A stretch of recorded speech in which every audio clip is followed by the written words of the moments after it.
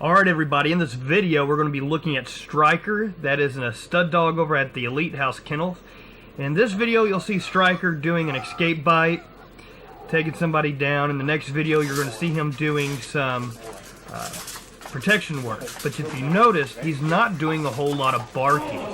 Now Striker is a very, very good apprehension protection dog, but he doesn't really bark a lot. So following this week's program, we're going to be working on the bark and the bark and hold.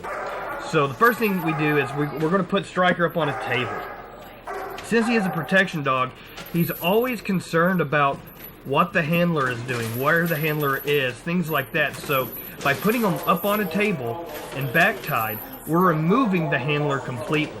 So it's just an interaction between him and the helper. Plus the tabletop is a little slippery, so it's a little frustrating for him. And Cleo's running around with a sleeve, cracking the whip, really getting him excited to get that bark. If you listen, he's barking, but he's squeaking, and that's, a lot of frustration, and him just really falling to that prey drive a little bit. And Cleo's rewarding him with his barks by moving forward. Now, Striker loves to bite. He loves the game of tug and things like that. So, Cleo is using that to reward him. When Cleo hears some barks, he moves closer. He barks more, he moves closer until he rewards him with that bite. In the protection world, this is really good because we always want the dog to bark first before it bites somebody.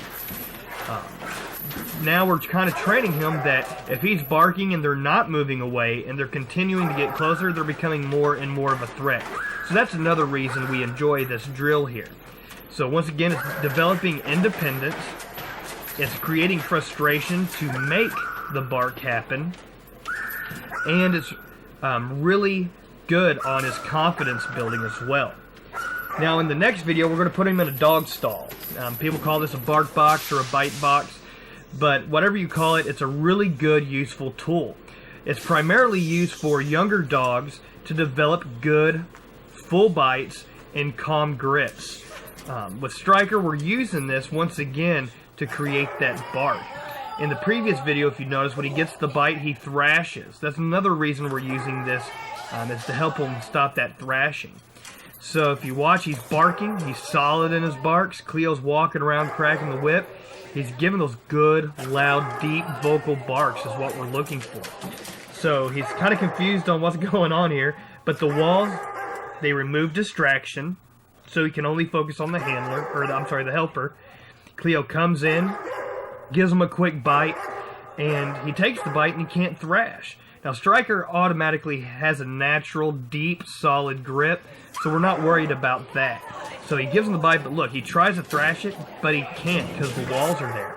So that's another reason. So, good bite, a calm bite, no thrashing, and developing the bark. Very good tool, and that's what this day's sessions were with Striker.